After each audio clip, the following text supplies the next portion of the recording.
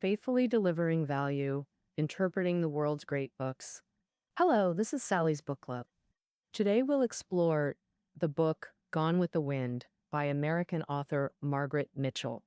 Remarkably, this was her only published work, also known as The Turbulent Times of a Beauty, which alone secured her literary fame. Since its 1936 publication, it shattered all publishing records, selling up to 50,000 copies daily and becoming the era's best-selling novel. It won the Pulitzer Prize the following year, and 3 years later became a film classic, starring Vivien Leigh as the heroine. Essentially, it portrays a Southern aristocracy romance centered on protagonist Scarlett O'Hara's coming of age and romantic struggles. But this is far more than just a love story. Set against the Civil War backdrop, it examines the conflict's brutality and transformative impact on Southern society through a Southerner's lens. This forms another persistent narrative thread throughout. The story deeply reflects the author's own background. Mitchell herself was born into Atlanta's affluent Southern aristocracy. Her father was a prominent lawyer who chaired Atlanta's Historical Society. Her feminist writer mother wove family oral histories and historical research into the novel, a decade-long project spanning 13 Civil War-era years. For clarity today, we'll follow Scarlett's 3 life stages to understand this epic. First, Scarlett's transformation from carefree belle to household leader. Let's understand her family roots. Her father was an impoverished Irish immigrant. Arriving at 21, he won Tara Plantation through poker skills. At 43, he married Ellen, daughter of French exiled nobility, making Scarlett their firstborn. She grew up with sisters on Georgia's lush Tara Plantation. By her teens, Scarlett blossomed into the county's celebrated beauty. And what exactly did this beauty Scarlett look like? The book's opening line declares, "Scarlett was not beautiful, but men seldom realized it once caught by her charm.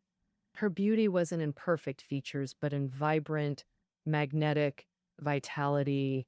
She had lively green eyes, the county's smallest 17-inch waist, and crucially, a candid, spirited personality unlike other girls. Because high society demanded women to be proper ladies. What defined a lady?" The author notes with irony. Ladies pretended dainty appetites, feigned frailty, fainting after one waltz, and acted ignorant, only flattering men with "how remarkable you are." Scarlett clearly wasn't like that. She wasn't a lady, she ate heartily and danced freely all night.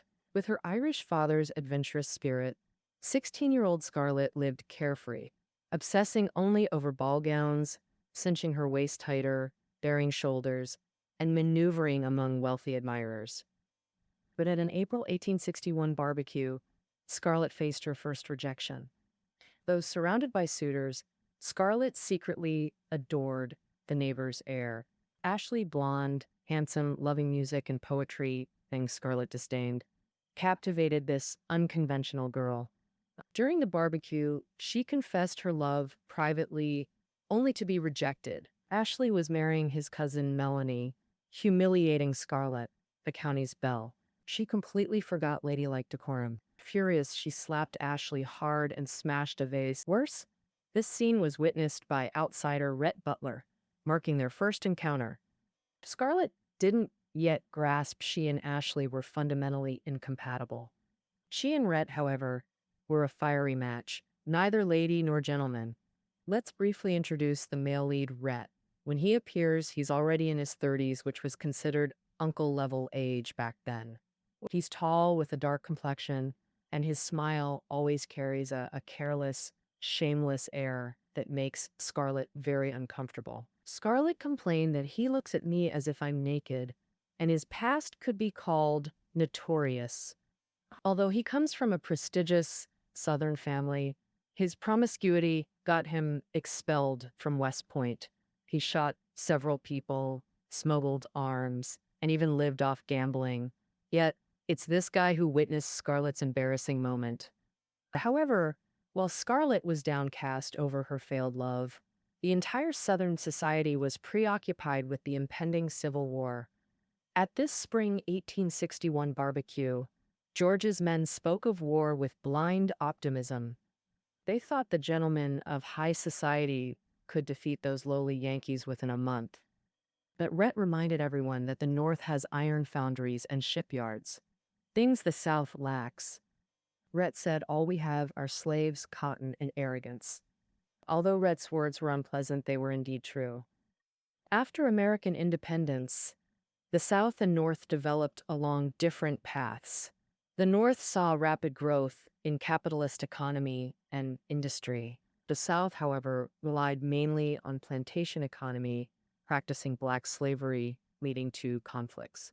Tensions escalated from the early 19th century as America acquired new Western territories. The North demanded capitalist development in the West, while the South wanted slavery, causing decades of conflict. In 1860, Republican Abraham Lincoln was elected president. His stance on abolishing slavery angered slaveholding Southern states. 7 states, including Georgia, as in the book, seceded and started the Civil War, the major backdrop here. All right, let's return to Scarlett's barbecue. On the scene, news arrived that war was about to break out, interrupting the barbecue. Amidst the chaos, Scarlett accepted Charles' proposal. Charles is the brother of Ashley's fiancée, Melanie. Scarlett purely wanted to marry to spite Ashley because she knew Ashley would marry Melanie before heading to war. So, in a fit of pique, she insisted on marrying Charles before their wedding. She never expected her hasty marriage would lead to swift widowhood. 2 months later, Charles died of illness on the battlefield, leaving Scarlett a pregnant widow. Though widowed, Scarlett grieved less for her husband than for losing all youthful pleasures. Excluded from life's joys, no dancing, no dressing up, only black dresses with long veils, no lace trimmings, let alone jewelry. Such was widowhood. To escape it, Scarlett moved to Atlanta to stay with Melanie while her husband, Ashley, was at war, so the sisters-in-law kept each other company. Atlanta was Georgia's capital, a strategic stronghold vital to the South. It served as the South's breadbasket, manufacturing hub, and supply center, producing ammunition, weapons, and cotton goods, with 4 railroads connecting the region. Thus, it became the South's transportation nexus, and by late war, a prime Union target. For Scarlett, Atlanta's greatest thrill was the charity balls for soldiers. But as a widow, she couldn't attend. At 17, widowhood forced feigned serenity, a fate worse than death to her. After throwing tantrums before disapproving relatives, Scarlett insisted on attending, claiming to help the charity sale. After a year's seclusion, seeing outsiders thrilled her, unlike others stirred by patriotism. Southern patriotism meant nothing to her. The war was just endless bandage rolling at the hospital, roughening her nails. At this ball, Rhett met Scarlett again. Defying stares, he bid highest to choose her as dance partner, causing an uproar. Days later, Scarlett's mother wrote scolding her for forgetting her status and upbringing. Gradually, war's chaos eroded etiquette's strictness. Elderly women watched horrified as daughters held hands with men and kissed before marriage, all blamed on the war. Since the charity ball, Scarlett and Rhett have kept in touch. Rhett suddenly became a hero for running the blockade during the war. He repeatedly led fleets through the northern blockade to sell Southern cotton in England and bring back British weapons and ammunition, not only helping the Southern Army, but also making a fortune, gaining fame and fortune. The war's been going on for 2 years now, and it's not going as smoothly as Southerners thought it would. As the war intensified, more wounded soldiers were brought to Atlanta, especially after the defeat at Gettysburg in 1863, which severely weakened the Southern Army. Let's briefly introduce this Battle of Gettysburg in July 1863, arguably the most famous fight of the American Civil War. North and South saw this battle as the decisive showdown. with nearly 160,000 troops engaged. Gettysburg is a small town in Pennsylvania, which is Northern Territory. Because Pennsylvania's eastern region has major cities like Philadelphia, New York, and Washington, if the Southern Army had captured those places, the North would have been nearly paralyzed. Um, After 3 days and nights of fierce fighting, over 20,000 soldiers died on both sides, and in the end, the Southern Army failed. This battle is often considered the turning point of the Civil War. After that, the Southern Army began retreating step by step, and news of defeats quickly reached Atlanta. In Atlanta, almost every family had relatives who fought in this battle. The casualty lists arriving in Atlanta grew longer, with names densely packed on narrow slips. People often fainted upon seeing relatives' names. The Southern Army suffered heavy losses, retreating while fighting, and eventually faced severe troop shortages. Even conscripting enslaved people, elderly men and boys joined the army, while retreating soldiers constantly withdrew toward Atlanta. Ahead of the army, large numbers of refugees, old and young, carried bundles, merging into the flow, retreating to Atlanta. Basically, the troops retreated behind while refugees fled ahead of them. As they fled, they reluctantly stopped at each place, hoping to hear news of their army's victory. That way, they could turn back and return home, but they never got the chance. What terrified Atlantans even more was trains bringing in masses of wounded. Hospitals were full, so they had to cram them into every household. Scarlett's mansion was also assigned the task of receiving wounded soldiers. In the red brick mansion, every bed, sofa, and chair was filled with wounded soldiers. Women cooked endless meals and washed countless bandages daily. The Northern Army had almost completely surrounded the South. Supplies became scarce, even food shortages began. Flour and meat prices soared, but Rhett kept speculating. Seeing the rising danger of blockade running, he quit and switched to reselling grain. This made his reputation even worse. Rhett didn't care at all. He openly mocked the war and hypocritical patriotism. He said that prominent families contracted to supply the army sold shoddy goods to the government to line their own pockets. Leather shoes wore out in a week. Flour was already infested with worms. Red concluded that the Southern way of life, like medieval feudalism, was outdated and collapse was inevitable. Red's prophecy was spot on. The South's collapse came in the summer of 1864. Atlanta was besieged for over 30 days, with Northern troops just half a mile away, shells exploding everywhere.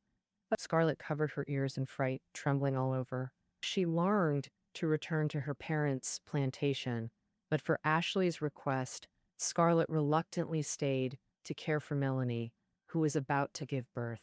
On September 1st, the Southern defenders abandoned Atlanta, preparing to retreat. The fearsome enemy was about to enter the city. Atlanta seemed like hell. Thousands of wounded soldiers groaned, lying under the scorching sun outside the train station with no end in sight. Everywhere was blood and stench. On this day, Melanie was about to give birth, but no doctor or midwife could be found. Scarlett suppressed her fear and took action herself amidst the deafening gunfire. Finally, she helped Melanie give birth to a boy. On this day, Atlanta's sky was ablaze with constant explosions, and the ground shook. This was the Southern Army destroying ammunition depots to prevent supplies from falling into Northern hands. If they didn't leave soon, it would be too late. Scarlett decisively found Rhett. With his help, they escaped the burning Atlanta before the Northern Army entered, heading toward Scarlett's family plantation, Tara. Along the way, battles raged. The once beautiful Southern homes were reduced to ruins. After the carriage left the most dangerous area, Rhett suddenly announced a decision. He would leave Scarlett and the others to join the army. Despite knowing the South's defeat was certain, Rhett still decided to join the army. Perhaps deep down, like Ashley, He felt a duty to fight for the South, but Rhett himself couldn't explain this reason, and crying wouldn't help. Rhett left. Scarlett alone pulled a carriage, heading toward Tara with the elderly and children. Along the way, once familiar neighbor mansions were gone. Only blackened foundations from war fires remained. The few houses left were riddled with shell holes. The corpses of men, horses, and mules lay swollen and rotting by the road, covered in flies, with no life around, as if silenced by some dreadful spell. Fortunately, Tara Plantation was still there. Scarlett thought returning home would relieve her burden. In her mother's embrace, living a stable life like before. But unexpectedly, her mother was gone before she returned home. She died of typhoid fever the day before. Her father, overwhelmed by grief, was incoherent. Her sisters fell ill. Of the 100+ slaves at home, only 3 remained. Facing this mess, 19-year-old Scarlett seemed to grow up overnight. Without time to break down, she quickly thought and shouldered feeding the family. Her delicate hands did farm work once done by slaves, picking cotton, milking cows, all to feed the family. She even shot and killed a Yankee deserter trying to rob the house. Life's pressures gave her nightmares, running in thick fog, cold and hungry, desperately seeking shelter but never finding it. This tormented her in the years to come. The girl who only knew dancing shoes and ribbons was gone. Calluses formed quickly on her hands, and a hard shell grew around her heart. Staring at scorched land on an empty stomach, she swore, "Those Yankees won't break me, I'll endure. Once I survive this, I'll never go hungry again, nor let my family starve. Even if I have to steal or kill," war and hunger forged Scarlett anew. In the second phase of her life, she indeed started from scratch as vowed, becoming a renowned female entrepreneur in Atlanta. And she never let her family go hungry again. In April 1865, the Confederate Army surrendered, ending the war. Scarlett's old friends were mostly dead. Everyone mourned the past. Even starving, they bought expensive marble tombstones to honor relatives who died for the great cause in the war, forcing smiles to uphold the old ways. Scarlett despised such impractical actions. Her mind was solely fixed on one thing: saving Tara Plantation and feeding everyone. For this, she would stop at nothing. The next spring, after a year of backbreaking work, Scarlett was awaiting hope from the planting season when a crisis struck. The Northern occupation forces now held power, demanding Tara pay an extra 300 tax. Penniless Scarlett couldn't afford it, and Tara faced auction. Meanwhile, Ashley was discharged, his own plantation utterly destroyed. The whole family lived at Tara. Scarlett leaned on him, seeking his advice, but Ashley offered no solutions. He only lamented being a coward. In despair, Scarlett remembered Rhett, the wealthy man, and his affection for her. Mm. She was willing to trade herself for his money to look captivating again. Mm. She changed out of her tattered clothes, crafting a beautiful dress from the green velvet curtains at home, adorned with rooster feathers. So she headed back to Atlanta to find Rhett. Conquering him would save everything. But unexpectedly, Rhett was accused of embezzling state funds and jailed, unable to give her a penny. And despite Scarlett's disguise and new clothes, her hands were calloused. She could no longer play the delicate lady. Rhett saw through Scarlett's little scheme. Plan A failed. Tara was about to be lost. The home in imminent danger. Where would Scarlett go from here? Well, in the next episode, we'll continue interpreting the keynotes for you. Below the audio, we'll see you tomorrow.